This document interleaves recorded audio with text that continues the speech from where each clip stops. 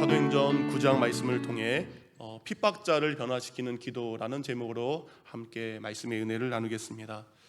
오늘 1절은 이렇게 시작하죠. 사울이 살기가 등등하다. 사울이 지금 매우 분노하고 있습니다. 왜 이렇게 분노할까요? 예수를 따르던 그 많은 사람들이 예루살렘에서 썰물처럼 빠져나갔기 때문입니다. 도대체 그 많던 예수의 제자들이 이렇게 빨리 어디로 사라진 것일까? 사울은 자신의 모든 삶의 터전을 내려놓고 훌쩍 떠난 이 예수의 제자들이 도저히 이해가 되지 않습니다. 그들은 보통 사람들이 아닙니다. 얼마나 예수에 미쳤으면 죽어도 그 믿음을 포기하지 않습니다. 이들은 자기 소유에 대한 집착도 없습니다. 자신의 재산을 팔아서 서로 나누어 쓰는 사람들입니다. 자신이 가진 기득권에 대한 애착도 없습니다. 유대 공동체에서 추방되어도 예수를 따르는 신앙을 결코 버리지 않습니다. 이런 그들이 눈 깜짝할 사이에 예루살렘에서 모든 것을 훌훌 버리고 어디론가 떠나버렸습니다. 사울과 산헤드린 공회원들은 처음에는요, 예수의 제자들이 바로 이 스데반의 죽음 후에 겁을 먹고 삼삼오오 도망간 것으로 알았습니다. 결국 예수와 그를 따르는 제자들은 이제 몰락했구나. 그리고 자신들의 승리를 처음에는 장담했습니다. 하지만 얼마 지나지 않아 흩어진 예수의 제자들이 유대 곳곳과 갈릴리 곳곳과 사마리아 곳곳에 교회를 세우고 여전히 예수를 그리스도라고 전한다는 소식을 그들은 접하게 되었습니다. 사울은 예루살렘을 빠져나간 예수의 제자들이 유대 각각의 지역에 흩어져 교회를 세우고 저 멀리 다메섹까지 가서 그곳에서도 교회를 세우고 있다는 이 소식을 듣고 당황하며 분노하기 시작합니다. 이 사울의 분노는 예루살렘에서 예수의 제자들을 없애는 데는 성공했지만 다른 유대 지역에 예수의 제자들이 여전히 예수를 전하고 있기 때문에 자신이 성공했다 말할 수 없기 때문입니다. 결국 사울은 살기가 등등한 채 산헤드린 공회를 찾아가기 시작합니다.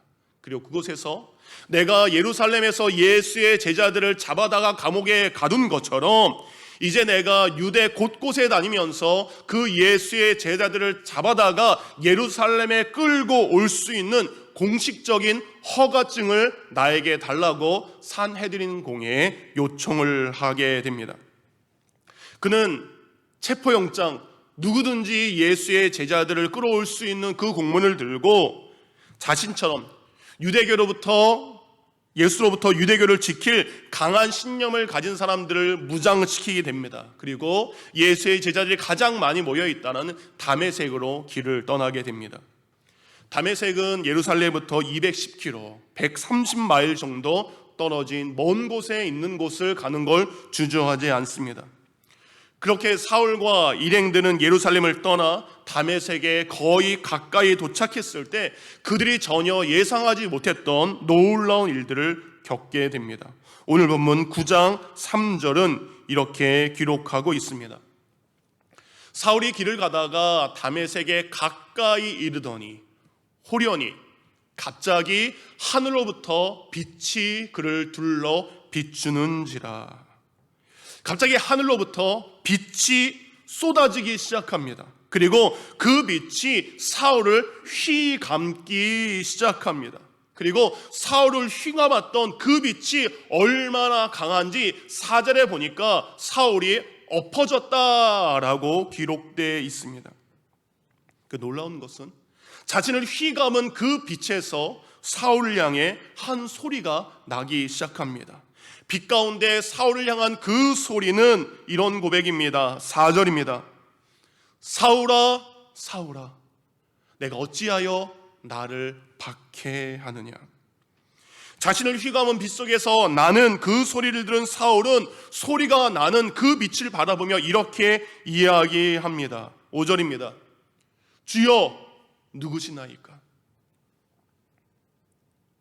사울의 물음에 빛 가운데 다시 소리가 들리기 시작합니다. 그리고 그 빛 가운데 그는 이야기합니다. 나는 내가 박해하는 예수라. 그 사울에게 임한 그 빛, 그리고 사울을 휘감은 그 빛은 바로 예수 그리스도이심을 알 수 있습니다.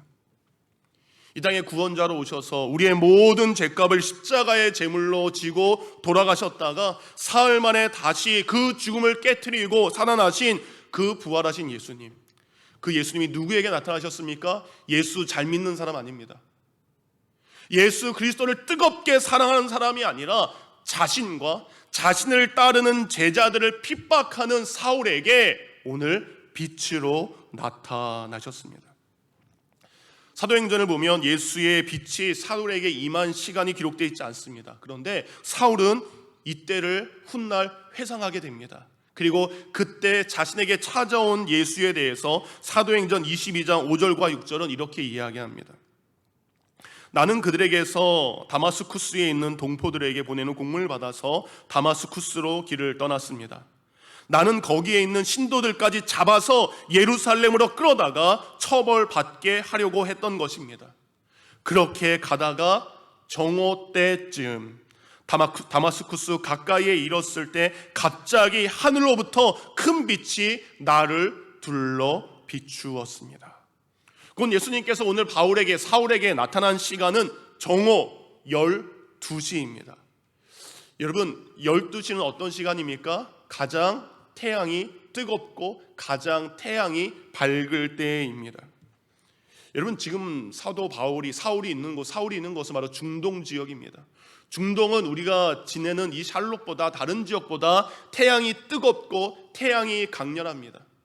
가장 태양이 뜨겁고 가장 태양이 강렬한 중동에서도 12시 해가 한가운데 있어서 그 빛이 가장 밝은 그 시간에 오늘 예수님은 빛으로 누구에게? 사울에게 임하셨습니다. 여러분, 정오의 태양빛은 너무나 밝습니다. 그 태양빛은 조차도 밝아서 볼 수 없는데 오늘 예수의 빛은 어때요? 그 태양빛보다 비교할 수 없는 더 밝은 빛으로 오늘 사울에게 임하셨습니다. 또 사울에게 임한 예수 그리스도의 빛은 태양의 빛과 비교할 수 없을 정도의 밝은 빛으로 임하셨습니다. 이렇게 빛으로 오신 예수 그리스도를 통해 사울의 인생은 일대 전환점을 맞이하게 됩니다. 사랑하는 성도님들, 여러분의 인생에 사울과 같은 사람들이 있을 것입니다.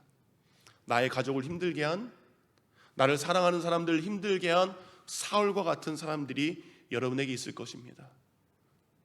오늘 예수님은 자신을 핍박하는 그 사울에게 어떻게 빛으로 임하신 것을 우리가 기억하기를 원합니다.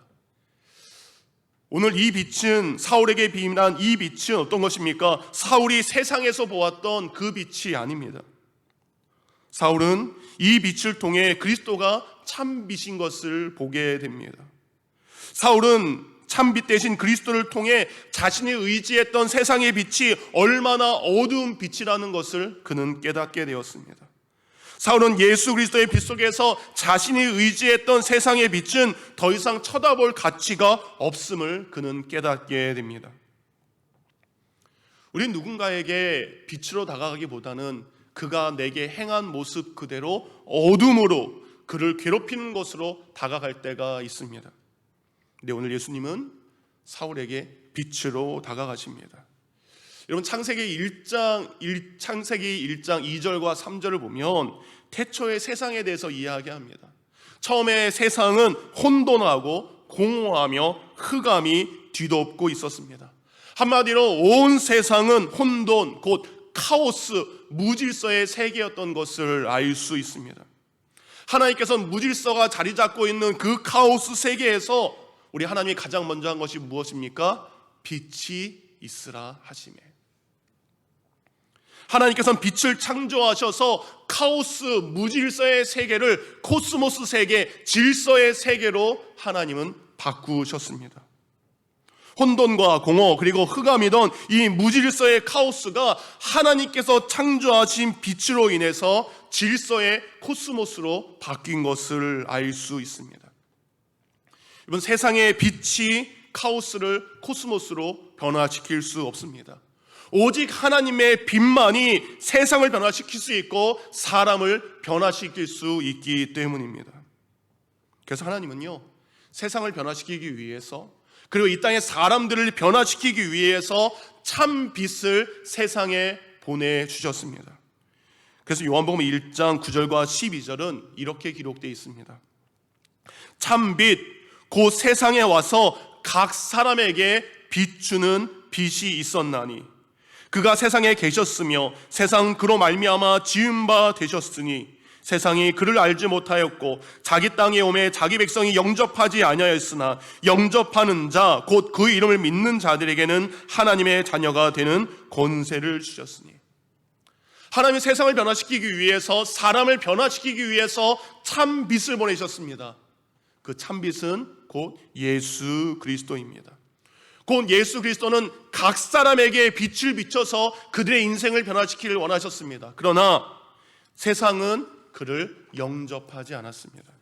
나를 변화시킬 그 빛을 영접하지 않았습니다. 그러나 참 빛인 예수 그리스도를 영접하는 사람은 하나님의 자녀가 되는 놀라운 은혜를 비추어 주셨습니다. 사랑하는 성도님들, 우리가 빛으로 나아갈 때에 여러분을 핍박하는 그가 여러분의 빛을 받아들이게 될 것입니다.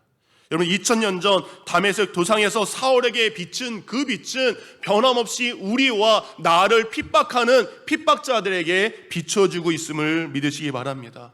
예수 그리스도의 빛, 그 빛은 진리의 빛이요 생명의 빛이요 사랑의 빛이기 때문에 우리를 변화시킬 수 있습니다. 여러분, 이 빛이 사울을 변화시킨 것처럼 우리를 변화시킬 수 있고, 그리고 카오스, 내 삶에 혼돈된 모든 것을 정리정돈하고 코스모스의 삶으로 변화시키는 것은 바로 예수 그리스도의 참빛임을 믿으시기 바랍니다. 그 빛에 사울은 응답하기 시작합니다. 사울은 그 빛에 응답했던 것처럼 우리도 내 삶의 빛으로 오신 예수 그리스도께 응답해야 됩니다. 구원의 자리로 부르시는 그분의 음성, 사명의 자리로 부르시는 그분의 음성, 기도의 자리로 부르시는 그분의 음성에 우리는 응답해야 됩니다. 오늘 본문을 쭉 읽다 보면 5절까지만 보면 예수님과 예수님의 제자들을 박해한 사울에게 그 빛을 통해 심판하신 것으로 우리는 결론을 내릴 수 있습니다. 그 빛이 사울을 심판해서 지금 엎어뜨렸잖아요. 하나님의 아들 구원자 예수 그리스도, 그리고 그분을 따르는 제자들을 박해한 사울은 이제 자신에게 임한 그 빛이 최후의 심판으로 그의 생이 마감된 듯한 것이 5절까지의 모습으로 끝납니다. 고소하다, 잘됐다. 하나님의 빛이 너를 그렇게 주저앉게 만들었구나. 우리는 그렇게 결론을 내릴 수 있습니다. 그런데 6절은 이렇게 시작합니다. 너는 일어나라. 주저앉아 있는 사울을 향해 예수님은 말씀하십니다. 너는 일어나라. 우리는 나를 핍박하는 사람이 주저앉기를 원합니다. 그곳에 일어나지 못하기를 원합니다. 예수님은 그를 향해 이야기합니다. 너는 일어나라. 한글 성경에는 빠져있지만 헬라어 원문을 보면 너는 이라는 그 앞에 그러나라를 뜻하는 이 알라라는 헬라어가 써 있습니다. 여러분, 그러나라를 우리는 언제 했습니까? 이전과 전혀 상반된 내용이 나올 때 쓰는 단어가 바로 그러나입니다. 6절 이전에 사울이 다메섹에 가까이 왔을 때 예수의 빛을 만나 그가 쓰러졌다라는 내용, 모든 것이 끝났다라는 내용이 5절이었지만 그래서 그렇게 그의 삶은 멸망했다. 그런데 그러나를 통해 뭡니까? 사울의 엎드려져 있는 그 절망적인 상황이 그러나 이제는 희망적인 상황으로 바뀌게 될 것을 성경은 의미하고 있습니다. 너는 나를 핍박했으나 그러나 나는 너를 일으키리라. 예수님 말씀하십니다. 너희들은 나를 십자가에 못 박았으나 그러나 나는 너희들을 용서할 것이다. 예수님의 사랑의 모습이 동일하게 기록되어 있습니다. 그동안 예수 그리스도를 박해하다가 빛으로 하나님을 만난 그의 삶은 심판과 저주로 끝나는 것 같았습니다. 그의 인생은 끝장난 줄 알았습니다. 그러나 그의 인생은 이렇게 끝나지 않았습니다. 끝이 아니라 새로운 시작이 된다라는 것을 약속의 말씀으로 그에게 주셨습니다. 끝장난 것은 뭡니까? 그가 그동안 잘못 살아왔던 사울의 인생이 잘못되어 끝난 것입니다. 하지만 빛이신 예수 그리스도를 만남을 통해 그가 진리 안에서 새로운 인생을 살 것을 예수님은 그에게 말씀하고 계십니다. 6절 다시 한번 봅니다. 그러나 너는 일어나 시내로 들어가라. 내가 행할 것을 내게 이를 자가 있느니라. 사울이 지금 목적지로 삼고 떠난 곳은 바로 다메섹입니다. 사울이 가야 할 목적지 다메섹은 그가 예수 그리스도를 믿는 제자들을 잡기 위해 가는 곳이 바로 다메섹이었습니다. 그런데 그 다메섹이 이제 빛이신 예수 그리스도의 만남을 통해 그의 눈을 뜨게 해주는 곳으로 다메섹의 의미가 바뀌게 됩니다. 이런 그의 인생의 목적지는 바뀌지 않았습니다. 그의 행선지는 똑같이 다메섹을 향하고 있습니다. 하지만 예수 그리스도를 만난 사울에게 있어서 그가 걸어가고 그가 간 인생의 목적지 다메섹은 다른 의미로 그에게 다가오게 됩니다. 예전에는 자신의 신념과 자신의 목적을 이루기 위해서 다메섹을 찾아갑니다. 그런데 이제는 빛이신 예수 그리스도의 이끌림 받아 그의 어두운 눈을 뜨게 하기 위해서 다메섹으로 걸어가게 됩니다. 예전에 다메섹을 향한 그의 눈은 어떻습니까? 교만한 눈이었습니다. 교만한 걸음이었습니다. 그런데 지금 다메섹을 향한 그는 두 눈이 감겨졌고 그는 입을 다문 채 아무것도 하지 못하고 겸손한 자세로 다메섹으로 향하고 있습니다. 예전에는 자신의 뜻을 이루기 위해서 가야 했던 다메섹이지만 이제는 주님의 도구가 되기 위해 사용되기 위해서 걸어가야 되는 곳이 바로 다메섹이 되었습니다. 3절에 사울이 향한 곳도 다메섹이요 8절에 사울이 향한 곳도 다메섹이었지만 그가 그곳으로 향하는 동기와 목적은 완전히 달라지게 되었습니다. 여러분, 우리도 마찬가지입니다. 우리는 날마다 일터를 향해 그리고 교회를 향해 왔고 또한 집을 향해 우리는 걸어갔고 또한 걸어오게 되었습니다. 하지만 이제 우리가 예수 그리스도를 빛을 만나게 되었다면 일터를 향하는 목적이 그리고 일을 마치고 가정으로 향하는 목적이 그리고 교회를 향한 발걸음의 의미가 우리는 달라져야 됩니다. 그동안 나를 위한 발걸음이었다면 우리 가정을 위한 출근길이었다면 이제 주를 향한 발걸음으로 우리의 삶의 목적이 달라야 됩니다. 나를 위해 출근하는 출근길은 힘들지만 내가 주를 영광을 위해 걸어가는 그 길은 우리의 어깨에 힘을 주는 줄 믿으시기 바랍니다. 나를 위해 걸어가는 그 길은 지칠 수밖에 없지만 내가 가정을 위해 내 믿음을 위해 주의 교회를 위해 걸어가는 그 길은 주님이 인정하는 길이기에 그 발걸음이 복된 길인 줄 믿으시기 바랍니다. 여러분, 교회에 오는 발걸음만이 복되지 않습니다. 내가 일하는 곳이 이전과 전혀 다른 곳이지만 그곳이 주의 영광을 드러내는 곳인다면 그것은 바로 십자가의 길이요 주님이 인정하시는 믿음의 길이 되는 줄 믿으시기 바랍니다. 사울이 주님과의 만남을 통해 그의 가는 길은 똑같았습니다. 가는 목적이 바뀌었고 그는 그 걸음을 통해 주님께 영광 올려드리는 삶으로 바뀌게 되었습니다.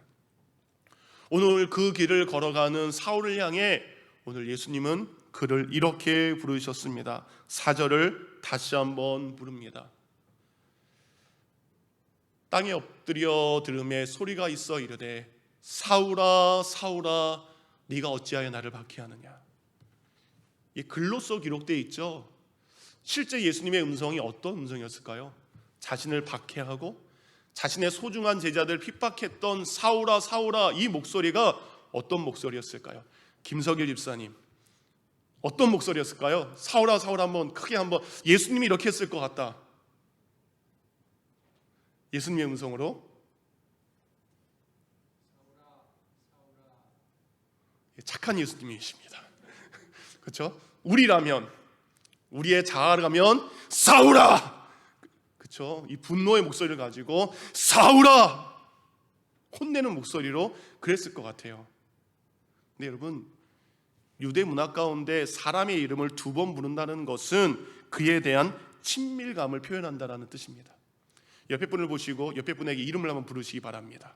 옆에 분을 보시고 누구야 누구야 누구야 누구야, 예, 누구야 누구야.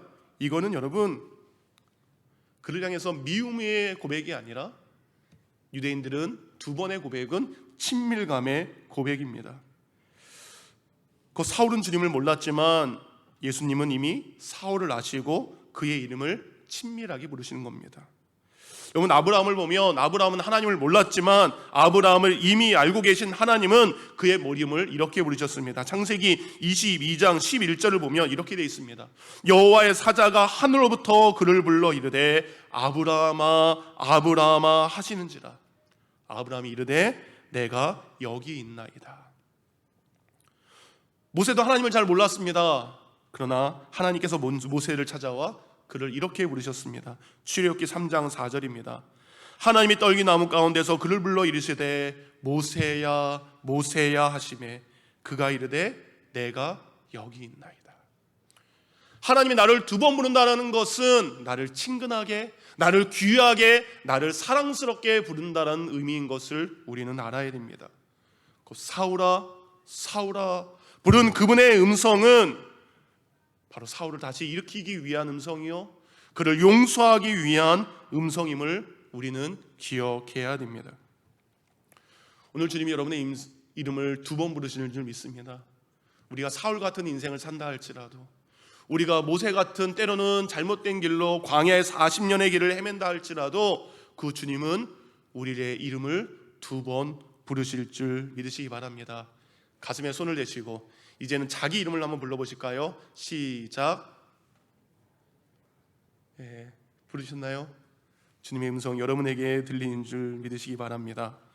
그리고 그 부름에 모세가 내가 여기 있나이다, 아브라함이 내가 여기 있나이다 고백했던 것처럼 내가 여기 있나이다 고백하기를 원합니다. 그렇게 사울은 예수 그리스도의 부름에 응답한 후 다메섹으로 가게 됩니다. 그런데 그가 다메섹에 가서 오늘 성경을 보니까 9절입니다. 사흘 동안 보지 못하고 먹지도 마시지도 아니하니라. 사울은 그 예수님의 말씀에 순종해서 다메섹으로 곧바로 갔습니다. 그곳에는 사울의 눈을 뜨게 해줄 아나니아라는 믿음의 사람이 예비되어 있었습니다. 그런데 오늘 예수님은 사울이 다메섹에 들어간 그 시점 즉시 만나게 하신 것이 아니라 사흘 동안 그를 못 만나게 하십니다. 사흘 동안 사울은 마시지도 먹지도 보지도 못하고 그냥 암흑 가운데, 어둠 가운데 홀로 있는 시간을 보내야 했습니다. 왜 예수님께서는 사울의 눈을 바로 뜨게 한 것이 아니라 사흘이라는 3일이라는 시간 동안 그를 그냥 버려두신 것일까? 여러분, 저희 집에는 항아리가 있습니다. 저희 집 항아리는 쌀떡으로 씁니다. 항아리는 여러 가지로 쓸 수 있죠. 같은 항아리지만 쓰임새가 다릅니다.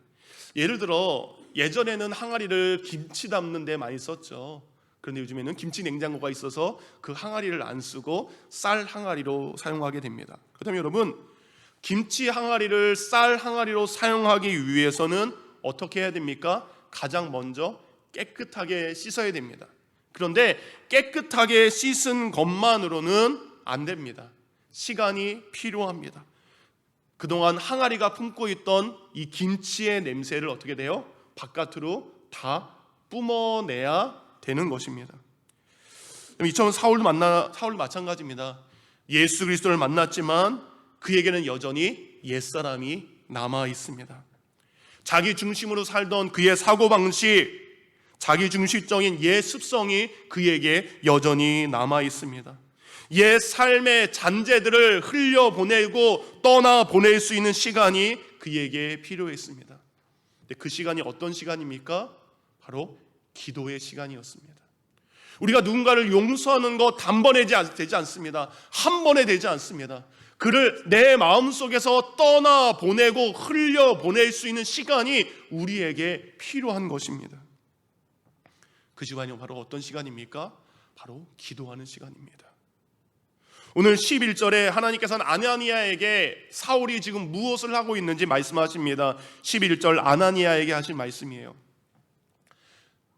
사흘이 지난 후 주께서 이르시되 일어나 집가라 하는 거리로 가서 유다 집에서 5 사울이라 하는 사람을 찾으라. 그가 뭐하는 중이라? 그가 기도하는 중이니라.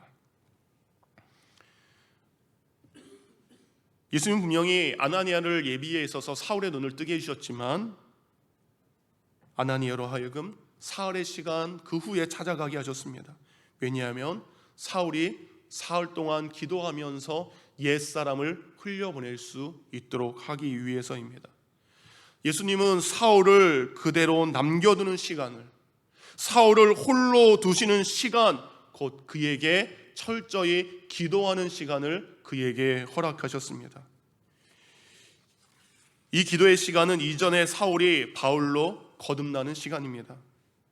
하나님께서 이 시간을 통해서 사울을 3일 동안 외면한 것이 아니라 그 3일은 가장 가까이 곁에서 그의 음성을 듣는 시간이었습니다.